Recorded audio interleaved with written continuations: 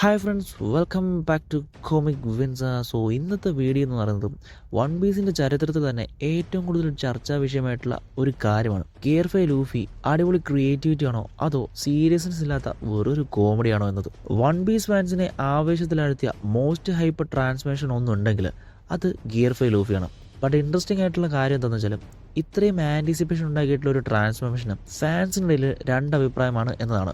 ഒരു ഭാഗം പറയുന്നത് this is A peak creativity എന്നാണ്. മറ്റൊരു ഭാഗം പറയുന്നത് ഇത് സീരിയസ് വില്ലൻ ഫൈറ്റിനെ വേറൊരു ചൈൽഡിഷ് കോമഡി ആക്കി മാറ്റി എന്നതാണ്. സോ വീഡിയോയിലേക്ക് ഡീറ്റെയിൽ ആയിട്ട് പോകുന്നതിന് മുമ്പ് തന്നെ നിങ്ങൾ ഈ ഒരു ചാനൽ ആദ്യമായിട്ടാണ് കാണുന്നതെങ്കിൽ തീർച്ചയായിട്ടും സബ്സ്ക്രൈബ് ചെയ്യാം. പിന്നെ വീഡിയോ ഇഷ്ടപ്പെടുകയാണെങ്കിൽ ലൈക്ക് ചെയ്യാനും നിങ്ങളുടെ ആനിമെ ഫാൻസുകളുടെ കൂട്ടുകാർക്ക് ഷെയർ ചെയ്തെടുക്കാനും മറക്കണ്ട. സോ നമ്മൾ പറഞ്ഞു വന്നത് ഗിയർ 5 ലൂഫി.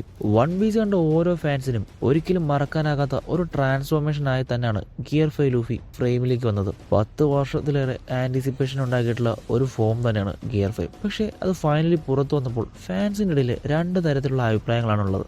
ഗിയർ 5 ഫോമിൽ ലൂഫി ലിറ്ററലി ഒരു കാർട്ടൂൺ ക്യാരക്ടർ പോലെയാണെന്നും അവൻ്റെ ബോഡി എക്സ്ട്രീം റബ്ബർ പോലെ റിയാക്ട് ചെയ്യുന്നതും കൈദോ പോലുള്ള ഒരു വില്ലന്റെ മാസീവ് അറ്റാക്സിനെ നിസ്സാരമായി അവോയ്ഡ് ചെയ്യുന്നതും വ്യൂവേഴ്സിനെ ചിരിപ്പിക്കാൻ വേണ്ടി ക്രിയേറ്റ് ചെയ്തിട്ടുള്ള ചില കാർട്ടൂണിഷ് എക്സ്പ്രഷൻസ് മാത്രമാണ് എന്നാണ് ചിലരുടെ വാദം. കൈദോ പോലുള്ള മോസ്റ്റ് ഫിയർഡ് വില്ലനെ ഒപ്പോസ് ചെയ്യാമെന്ന ലൂഫി സീരിയസ് ആകണ്ടേ, ഇതെന്താ ടോമാഞ്ചറി ആണോ എന്നൊക്കെയാണ് ചില ആരാധകരുടെ അല്ല ചില ഹേറ്റേഴ്സിന്റെ ഭാഗത്തു നിന്നുള്ള ചോദ്യം. എന്നാൽ ഒരു യഥാർത്ഥ വൺ പീസ് ഫാൻ അതിൽ നിന്ന് റിയലൈസ് ചെയ്തത് ഈ ഒരു സ്റ്റൈല് ഓട കാണിച്ചിരുന്നത് വെറും ഒരു ടൈം പാസ് മാത്രമല്ല. ഓട ഓപ്പൺ ആയി തന്നെ നേരത്തെ പറഞ്ഞിട്ടുണ്ട്, Nika is the most ridiculous power in the One Piece world. തനിക്ക് മോസ്റ്റ് ഫണ്ണായിട്ട് വരയ്ക്കാൻ തോന്നുന്നതും ഗിയർ 5 ലൂഫിയാണെന്നാണ് ഓട പറയുന്നത്. സോ അതുകൊണ്ട് തന്നെ നമുക്ക് മനസ്സിലാക്കാൻ സാധിക്കുന്നത് ഗിയർ 5 ഒരു സീരിയസ് പവർ ഒന്നുമല്ല. ആക്ച്വലി അതൊരു കോൺസെപ്റ്റ് ആണ്. Freedom, laugh, imagination and predictability ഇതെല്ലാം ചേർത്തൊരു മെസ്സേജ് തന്നെയാണ് നമുക്ക് ഓർഡർ തരുന്നത്. സൺ ഗോഡ് നിക്ക് എന്ന മിത്തിക്കൽ ഫിഗറിനെ പറ്റി റിയൽ വൺ പീസ് ഫാൻസ് ആയിട്ടുള്ളവർക്ക് അറിയാവുന്ന ഒരു കാര്യമുണ്ട്.